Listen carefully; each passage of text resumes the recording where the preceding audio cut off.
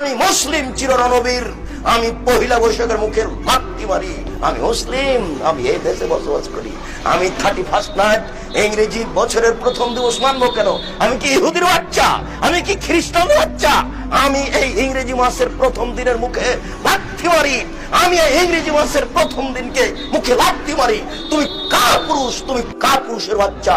তোমার শরীরে পুজ আছে, তুমি মূর্খ, তুমি বর্বর, তুমি অসভ্য।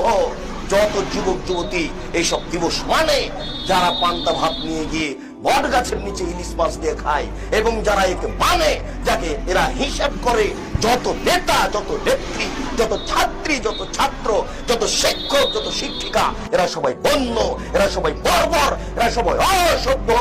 যারা এইসব দিনকে পালন করে, আমি আব্দুর রাজ্জাক যদি তাদের মূর্খ প্রমাণ না করতে পারি, আমি জাতির সামনে জিন্দেগি তার কোনোদিন আসবো না। আজকে শেষ করলাম।